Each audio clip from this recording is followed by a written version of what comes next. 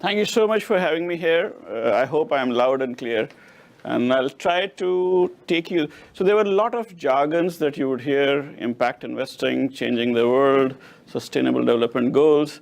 I'm a forester, so I actually don't understand any of them. I'll make things very simple and try to take you away from the jargons, but to the core of what we are trying to do. World has 7 billion people. Most of the world actually, which comprises of what happens in Singapore, is focused on the top 4 billion. Largely on the top 1 billion, but a significant amount lately has been focused on the top 4 billion. You do a business, you try to sell something to somebody, and that's essentially that person must have the money to buy that. And the larger amount of money that person has, the more money you will make. And that's how businesses are run. As time has passed, what you see is a lot of more people, a lot more business is focused there, and therefore you keep ignoring those who are at the base of the pyramid, who don't have the capital to actually attract your attention, which means you create an exclusion. These people are as human, as aspirational as you and I are. Unfortunately, or fortunately, this was fine till the time communication boom did not take place. What communication boom did was essentially made the same very poor, excluded, marginalized people see the same television that you see here in Singapore, which essentially meant that there are two pyramids now. One is called the pyramid of aspiration, which is flat. That means what your children believe that they deserve is what the children of those who are marginally and excluded also believe they deserve. The moment aspiration pyramid is flat, the expectations are the same. You want to live in you want to drive a Mercedes-Benz, they also want to drive a Mercedes-Benz. You want to send your children to the best Ivy League colleges, they also want to send their children to the best Ivy League colleges because they see, feel, and believe in the same destiny for themselves. The challenge is the resource pyramid still exists. And if you continue to have these two pyramids, what will lead to is chaos, because those who will not get it will take it from you forcefully. And that's why conflicts take place. And therefore, it is in your interest and my interest and everybody's interest that we start actually taking care of the other 3 billion who are not part of the 7 billion. That is actually a whole humanity. So the idea of impact investing essentially is nothing but trying to convince the money to deal with the aspirations of the other 3 billion. That's essentially what, in a nutshell, impact investing is. It is to make your future safe. And that's why it should be of interest to everybody and anywhere in the world to participate in it. Now, I will try to actually take you through a quiz. It's not a difficult one. Entrepreneurship normally takes place from here. So there are some questions here. Can't find a cab. Can you actually guess a company that came out looking for this? See how bright you are. Where do I find a budget hotels to stay? Airbnb. Okay, so that means you guys are very, very smart, right? But the next slide is a little difficult, and we'll try to find out if you can figure out any entrepreneurs who actually, any companies that actually emerged from here. So those were just, I thought people will actually be finding it very difficult for the first slide because those were just animations. And these are very live pictures. It's difficult actually because these are things that you see every day if you're in an emerging economy. So if you're in India, if you're in Africa, you see this every day. And because you see it every day, you actually don't feel or associate with it as strongly. So what's the difference? The difference in the first and the second is, the first one is actually driven or emerging out of a person's individual environment. So my personal need drives me to come up with a solution, and I'm able to attract capital. It's normally coming from somebody who's very capable, very talented, is actually solving a problem that is associated with the individual, while the other set of problems were actually not emerging from a personal individual challenge. It's a complex social problem. It's not a problem that you can actually not ignore and live. So you can ignore, live, and go on. It is unrelated to entrepreneurs' personal environment, because it doesn't need to be a poor person living in a slum to actually solve that problem. So if I'm a rich guy and I don't live in a slum and I don't face this, I can have my car glasses go up and I can simply ignore it and live with it.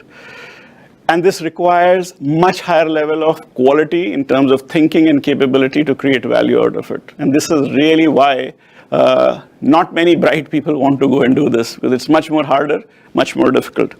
I'll quickly actually try to take you through one or two examples. Now, if you see this, do you see an opportunity here? It's a brilliant opportunity. 65 million tons of waste is produced in India every day. 65 million tons.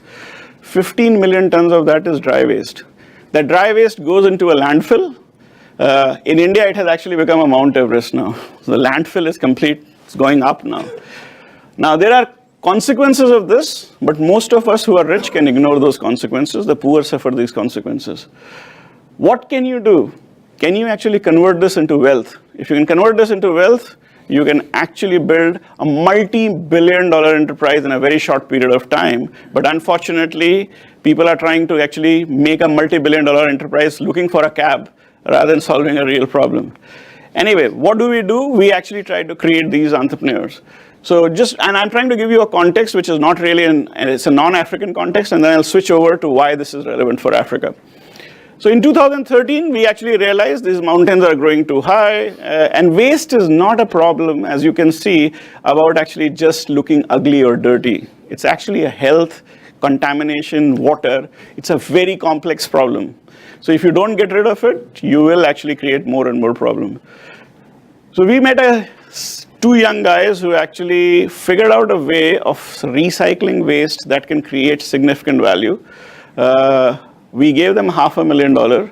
They tried to actually professionalize themselves. Ultimately, they were dealing with rag pickers who are actually the poorest of the poor, trying to create wealth. And then, as happens with all good causes, a fire struck and everything that we invested in got destroyed. It also actually gave us an inspiration that if you are actually going to invest small amounts of money to change the world, you are going to get this as an outcome. The learning is, if you want to change a significant complex social problem, you've got to put in a very large amount of capital, not a very small amount of capital. So we went back. The entrepreneurs were convinced they have the capability and potential to build something up. They actually then, with some more capital and support from us, launched something which essentially went from 500 kgs of waste recycling to 100 tons per day. And this all happened in 2.5 years. We went from 100 kgs or 500 kgs to 100 tons per day. This is the first automated high-end recycling plant where we actually clean up those landfills and generate value. For every 100 ton, you generate $15 million of revenue. The EBITDA is 15%. The net PAT is 8%. So this is quite a rich thing. Now, 3 months back, this company only had 100 tons of production facility. And we did a calculation. I said, if 15 million ton is produced per day, 100 ton doesn't solve anything. So I was actually having a discussion with the entrepreneur, and we said, if you have to really be significant, you should be operating at 50,000 tons per day. And if you operate at 50,000 tons per day, and $15 million is a revenue per 100 tons, you can do the mathematics and see where you're heading. 3 months back, these guys actually got into the newspaper, and suddenly the municipal commissioners in India, in different parts, started visiting this plant. And in last 45 days, they have been asked to actually up their capacity from 100 tons to 5,000 tons. They're getting, and that may go up to 50,000 tons.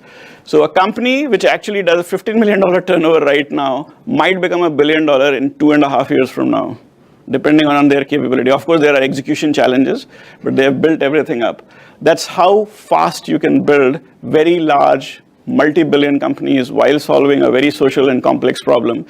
If you find good entrepreneurs, if you can actually relate to the challenges society face, and in the process, you are actually going to change the life of not 1, 200, 30,000 to 100,000 people would actually be working in this, whose livelihoods will be generated. They will move away from doing rag picking, which is a very worst of the job, to actually into professional environment where their lives, health, and everything else will be saved, and a consistent revenue to be generated.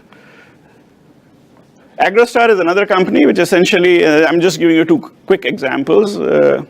Farmers in India or anywhere in the world actually are always struggling to survive. I don't know how many of you know, but in the United States, which is a very developed country, the number of farmers committing suicide every year is higher than the veterans returning from Afghanistan and Iraq. That means doing agriculture is riskier than actually going and fighting in Afghanistan and Iraq.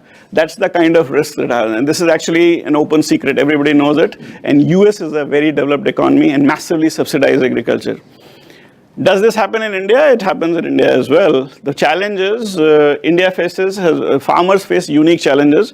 If you are actually trying, so India is a monsoonal climate, rains come in, all farmers want to buy seeds. And what I call a black t-shirt problem, that if everybody in Singapore wants to buy a black t-shirt, what will happen? The price of black t-shirt will go up. So if every farmer in India is trying to buy a seed, the price of seed goes up. Worse, you won't get the seed. And it happens because monsoon in India comes at a certain time, so everybody is buying the same thing. These guys came up with a solution. How do you actually deliver what farmers want at their doorstep? Effectively build an Amazon for farmers.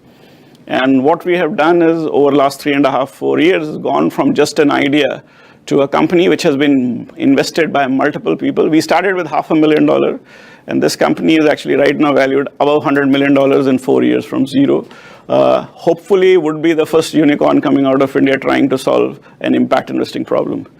Long story short, what we have been trying to do in impact investing is identifying entrepreneurs who are focused on the challenges that people face at the lower income strata and convert them into very large opportunities.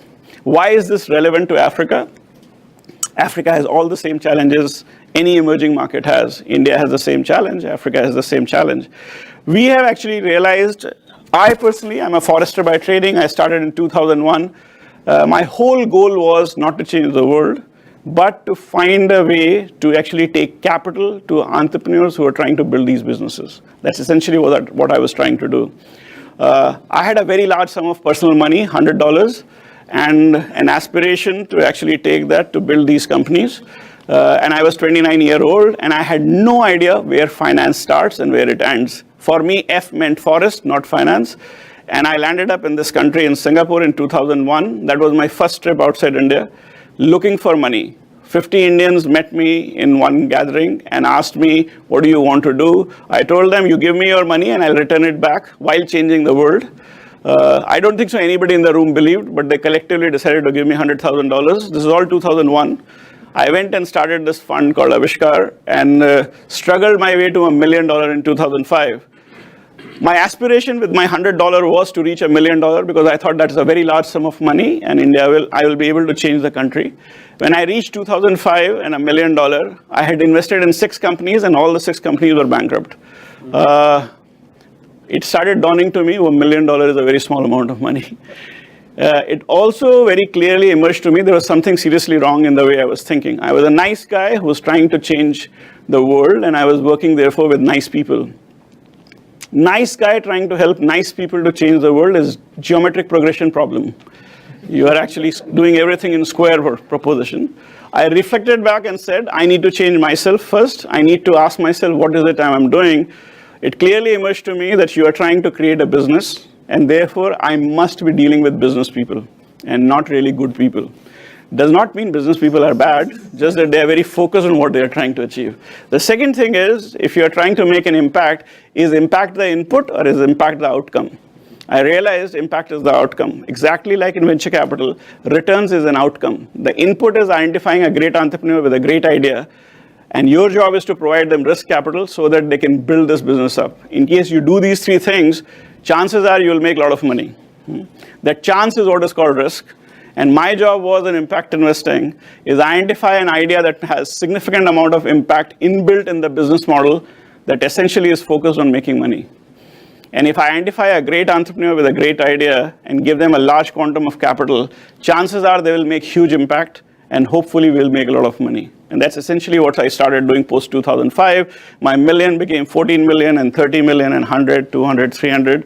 Right now, we are close to $800 million in all assets under management. Hopefully, I was hoping that we'll reach $1 billion, but then rupee dollar actually slid in different manner. So while I'll be $1 billion at 65 rupees a dollar exchange rate, but at 72, I'll be falling short of the billion. 2013, we decided to land up in Africa. Not because I was very bright. A lot of people were asking us to go out of India. We first actually started investing in Indonesia, Bangladesh, and Sri Lanka. But we also put in a compass on the map and actually looked at where all can we go, where there is high density of poverty and there is an ability to build a business. And if you look at within 6 hours, you get Indonesia on one side and East Africa on the other side. So we moved on Jakarta on one side and Nairobi on the other. And as I said, somebody asked me in Africa, so why did you come to East Africa? I said I actually divided Africa in 4 parts. Living in India, you always think of Africa as a single country. Once you land there, you realize there are way more countries than you think of. And they are very distinct and different like India is. So when we landed up there, we realized there is east, west, north, south. North is francophone. I really do not speak French. So we ignored French. Then we actually looked at South, felt that South Africa doesn't need us.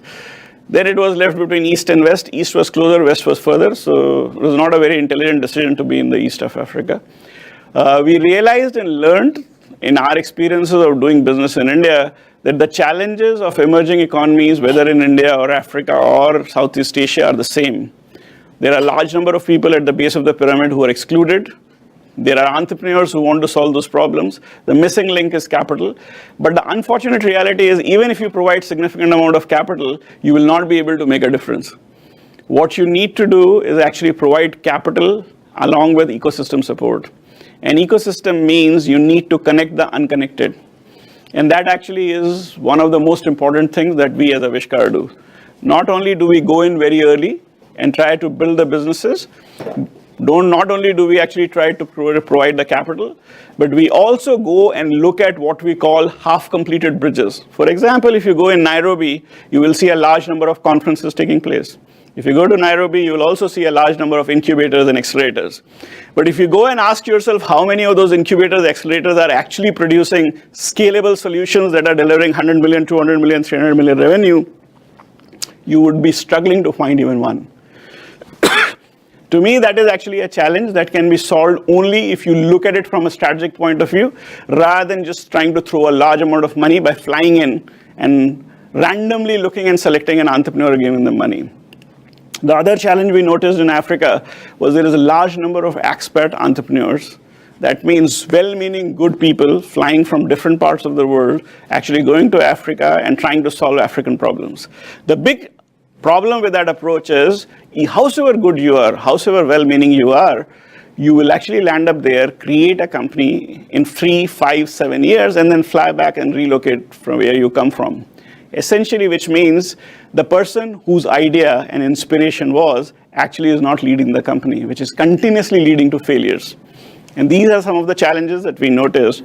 For that, what you'll have to do is create capacity locally. It's not that people are not smart locally. It is just that because there is a skill talent gap, the best and the brightest of Africa are much more interested in doing high-paying jobs, and therefore are not finding the lucrativeness in the entrepreneurial side, and which is what is actually creating opportunities for expats to come and create companies. So how do you actually take capital that can inspire those who are best and the brightest, but getting very high salaries, to give up what they are actually getting and start companies is what we are trying to do in Africa. Our strategy has generally been to create companies rather than invest in companies, and that's actually another uniqueness that we bring to the table. So when we went to Africa, we realized that there are a large number of these expat entrepreneurs to which every investor chases because they speak the language that we understand. We cannot ignore that. We will continue to do it. So with this new fund that we have gone there, we are actually working with some of these expat entrepreneurs. We will actually give them money, do exactly what other funds are doing. But at the same time, we are actually looking at Africans who are working in very strong positions, convincing them to step down, take a significant stake in a business, and we will provide them the know-how and the capital to build a business. The risk of capital will be with us, but if they are successful, the ownership will give them much more wealth than they will ever generate with the $500,000 salary that they are earning. That's essentially what we are trying to do to bridge the talent gap. The third thing we are doing is, as I told you, the problems that I mentioned, the waste problem, the agriculture problem, the last mile delivery problems, they're exactly the same in India and Africa. We have already created 60 companies in India and Southeast Asia. Some of these thought processes can actually be taken as they are in India and Africa, as in India, to Africa, and then you can actually help these entrepreneurs develop these, contextualize this, make it local, and build scale. All the three things are possible. What you need is capital and support, and that's what we are trying to provide. Long story short, and the more interesting part of this whole thing, is 193 governments of the world have come together to agree to a term called Sustainable Development Goals. Now, Sustainable Development Goals essentially stand up and talk about reimagining the world as we have never seen. Since the time Homo sapiens became human beings, we have seen poverty, inequity, injustice, lack of food, water, sanitation exist all through. That means human beings have never seen Earth rid of any of these problems ever. Governments are not supposed to be risk-taking, but this time, under the aegis of United Nations, all the governments have signed up to a goal that is unthinkable. By 2030, the world expects to have no poverty, no hunger. That's one of the most ambitious goals humanity has ever signed up to. You require $2 trillion of investment every year for impact investing to play a role in this business. Now, this goal was signed in 2015. We are already in 2018. That means we have lost 3 years. We have 12 years to actually change the world and reimagine it like you have never seen, never heard. What is happening in this process is large amount of pressure is being piled up on the $200 trillion of global capital to allocate a significant percentage to this change. You may not be aware of it, but if you would have heard lately, you might have heard of a fund called TPG Rise. You might have heard of Bain Impact Investing. There is no reason why asset managers launch impact investing if they do not see large pools of capital making shifts. So those people who are here, there will be a massive allocation of capital coming sooner or rather than later, because this change has to be happening in next 12 years. If you are an entrepreneur, and if you are African and you want to go back, this is the time to become an entrepreneur. If you have an idea that can change your continent, this is the time to take the risk and step forward. I am actually here to tell you this story because this is what we need. We need talented people who want to actually build and change their own countries and their own societies. There is going to be no dearth of capital, and there is no dearth of ideas. You can have your own original idea or you can borrow one. It doesn't matter. If you are good at execution, you will be able to create scale, you will be able to create impact, and in the process generate significant wealth for you and your investor. And that's the story I wanted to tell you. I'll stop here. We can have an interaction going forward. I know time is limited and you may have questions, but I'm happy to actually engage in any questions. Thank you so much.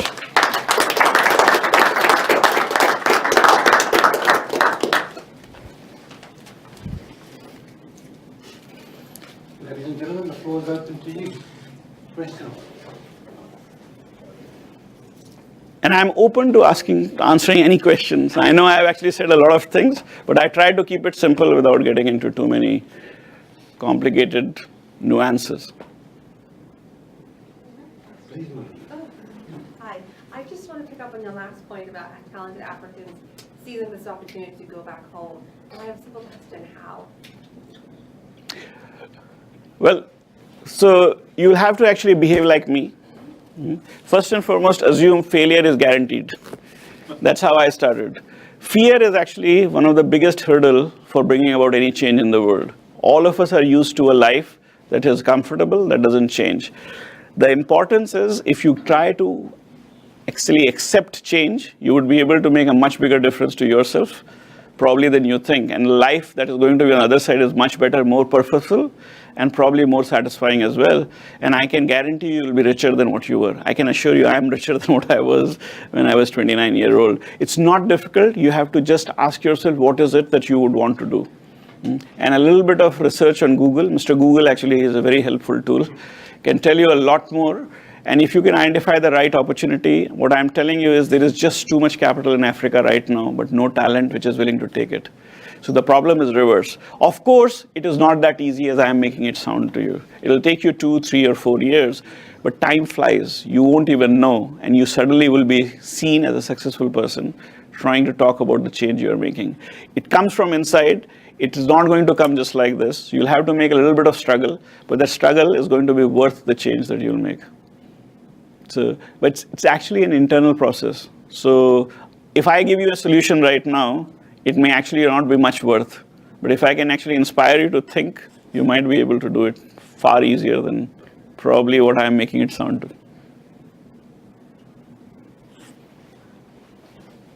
Have you been able to identify the sectors in Africa where you think you are going to look at in the coming 2-3 years for impact?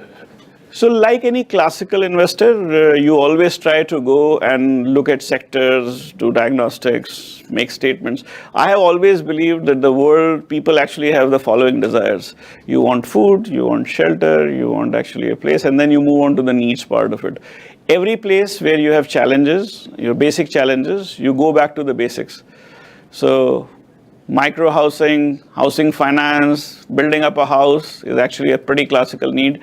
Even in Singapore, it is actually a big need, just of a different kind and quality.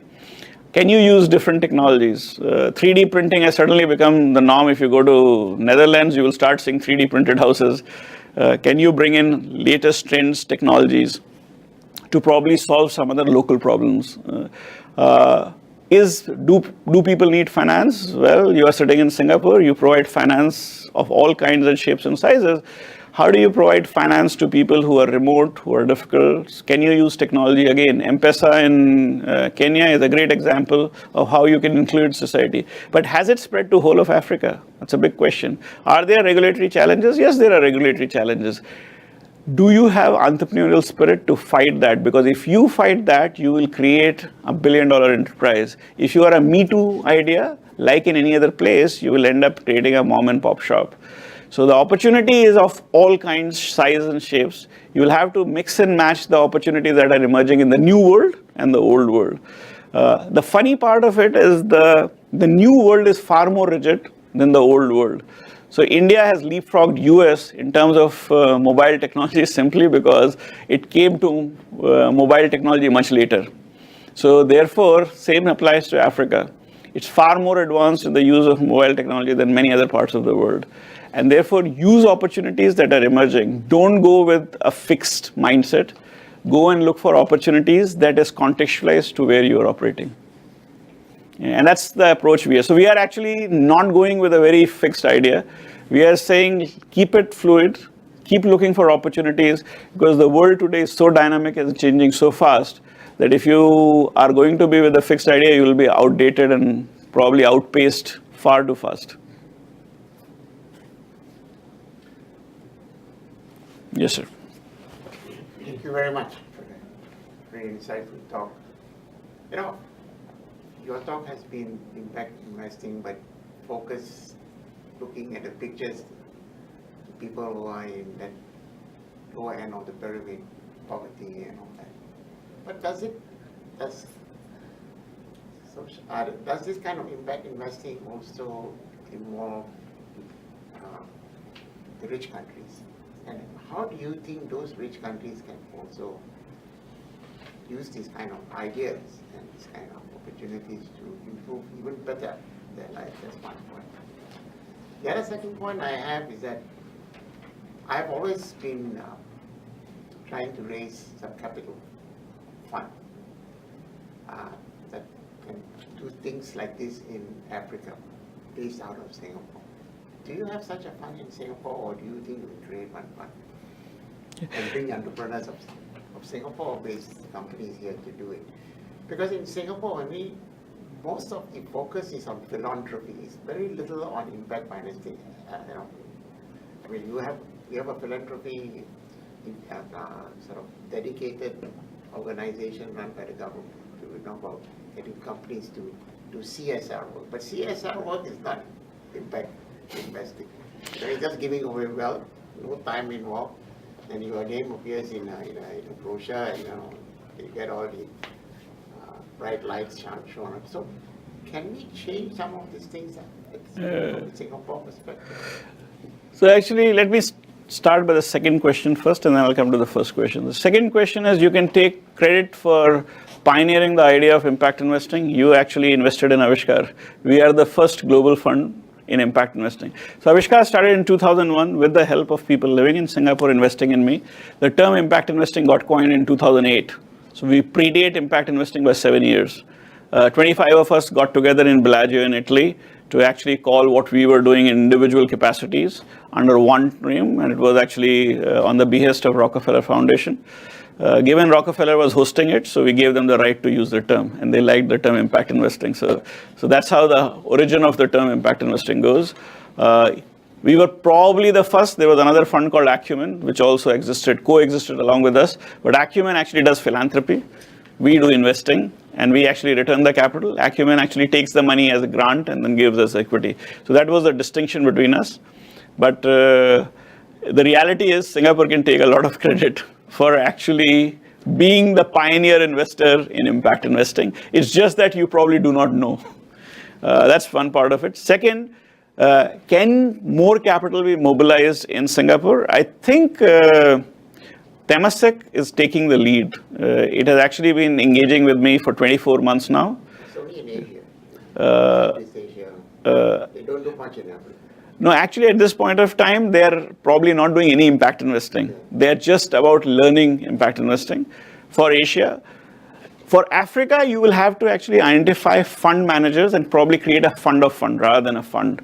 Because if you really want to do impact investing, you cannot fly in from Singapore to make investments. What you might have to do is actually put in a pool in a very large capital here, which can then identify people who are locally identifying these opportunities, because these opportunities require significant support in addition to capital. So money itself is not going to create this company. What it creates is local understanding, identifying the opportunities which you cannot see from thus far, and having the pool of capital that has the ability to take risk and support the scale. Which is difficult even if you have the best and brightest idea and the smartest people. If you don't spend time, you will not be able to translate it into real results. And a lot of people have therefore given up on impact investing because they try to fly in from US and Europe and change the world. It's difficult to change the world if you are not doing it. Go to Silicon Valley, they won't invest 30 kilometers from where they sit. But the moment the same Silicon Valley entrepreneur wants to actually invest in impact investing, they fly 3,000, 30,000 kilometers also. It is much more difficult to do an impact investing enterprise than a Silicon Valley enterprise, which is a fairly evolved ecosystem. The whole ecosystem is built. So why can't they understand this is very difficult, but intelligent people never listen to logic. So you have to sometimes just give up on them. That's the second part of your question. The first part of it is the developed world looking at impact investing. You'll be surprised, the developed world has different challenges than the developing world. United States of America has a very serious problem of homelessness. It is so serious that entire US is trying to push a significant amount of capital to tackle the problem of homelessness. San Francisco, half the San Francisco is on the road. But it is not.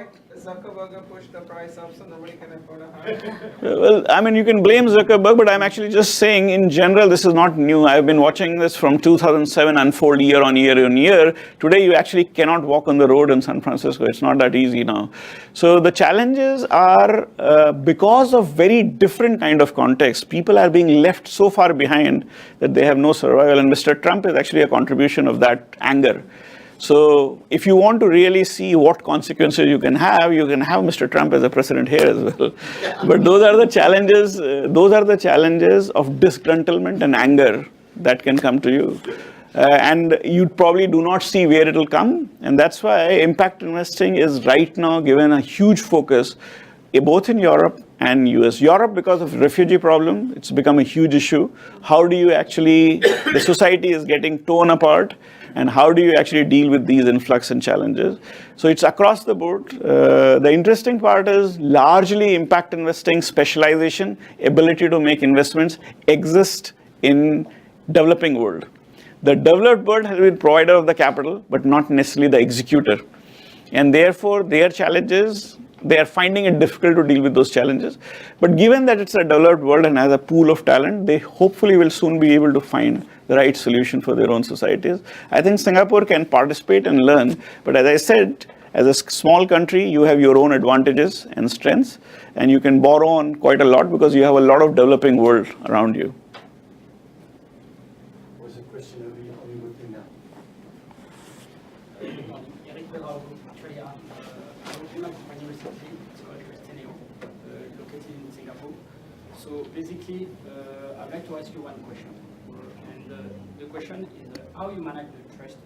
Because basically, I was formerly a banker, and I understood that the good opportunities actually we have in Africa.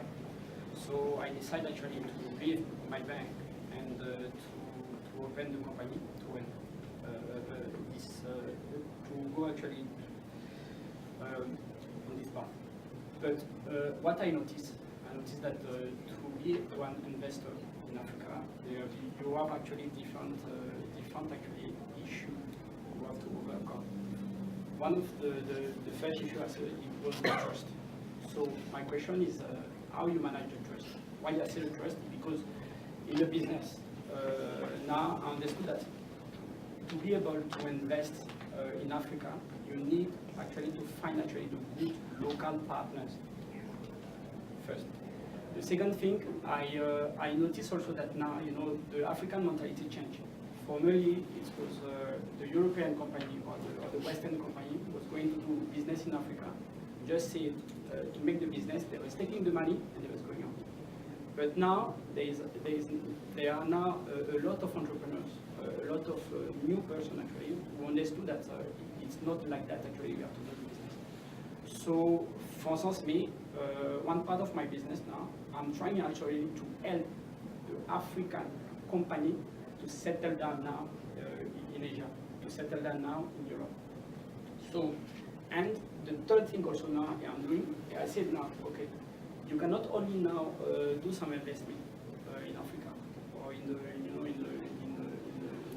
developed country. You have also now at one specific time try to bring the money back. Then that will be interesting for them and interesting also for you, because as you said, you cannot only work with some person like not educated. You have to work actually with some entrepreneur, understanding. So my question is that during all your travel, all your trip in Africa, what are the things you put in place first to make sure that you will sort out the issue of the trust, to make sure that behind you will help actually really the company to be actually to do actually a fair business, win-win business in the business. And the third thing, do you really think that find the investment or the money from here is not actually irrelevant? Why? Because currently in Africa there is a lot of cash, a lot of money, and how we can make in place one system to take all this money to invest directly. So you actually highlighted all the challenges that we identified in 2013. So I realized that if I just go into Africa from India, they will say, what the hell do you know about Africa to bring about a change? So we went in saying, we know nothing about Africa. But people living in Africa know about Africa. I only knew, so see me as a doctor.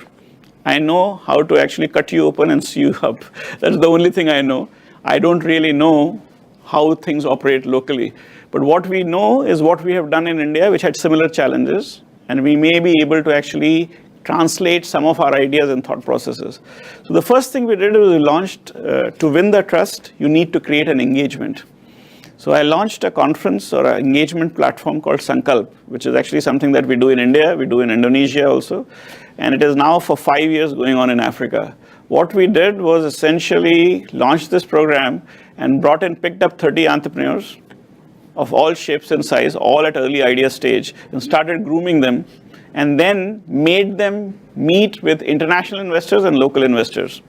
Then we launched a separate program called an Impact Investor Network, where we essentially encourage Africans to actually think about investing in Africa, which means you are not dependent on foreign capital. So you don't need to have money coming from Singapore and Europe and US, but convince people who are actually rich in Africa to actually consider cutting-edge thought process emerging from Africa to invest in it. It's a difficult process.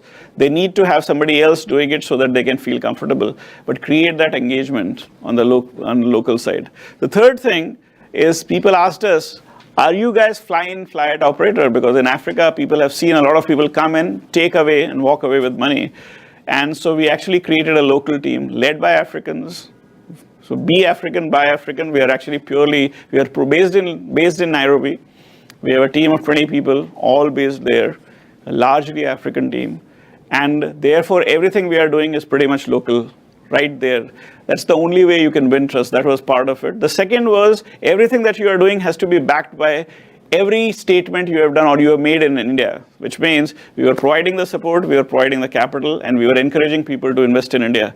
These were all the challenges I faced in 2001, 2, 3, 4, 5 in India as well. There was no local entrepreneurs, there was no local capital, everything was coming from outside. It has taken me 17 years to convince Indians to invest in India. My first 5 funds, I only raised 4% from Indians. My 6th fund, I have raised more than 50% from Indians. So things change, takes time. You have to be patient. When you're trying to change the world, nothing will happen overnight. This is not a video game. It takes time, change to happen. We have to be patient. But once it happens, once the wheel start churning, it moves faster than you think it will. And that's what we noticed in India. In Africa, we believe in last 5 years, we have done very little. But with the fund that we are raising, we believe that we will complete everything that we had claimed 5 years back in Africa. And with that, the real change, you will start seeing the change. We are not the only ones who are playing in Africa. There are many other people who are participating. But what we are trying to do is build the base on which you can actually strengthen. And finally, as you rightly said, if African build those enterprises, the capital will actually get recycled in Africa. If you look at success in Africa right now, it's largely natural resource based, which means you are exploiting what you have.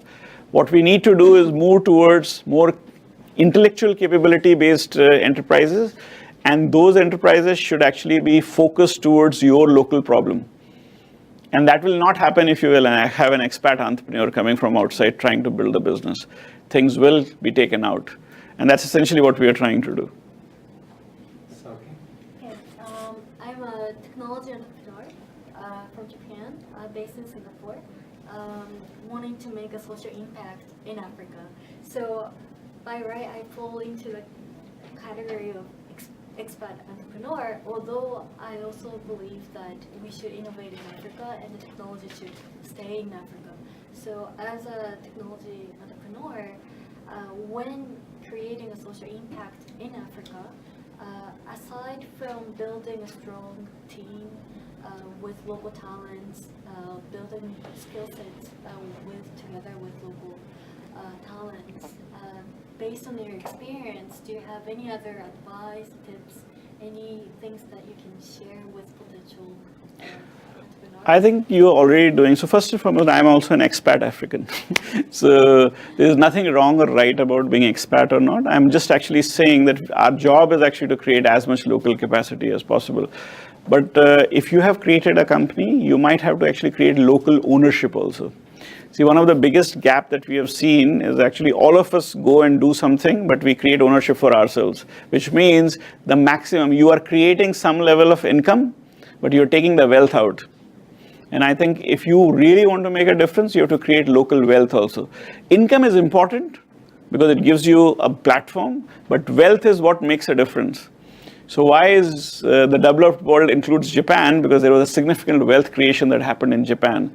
Now, how can you actually contribute to significant wealth creation locally in Africa is the question that you must ponder on, because you're doing everything else that you can do.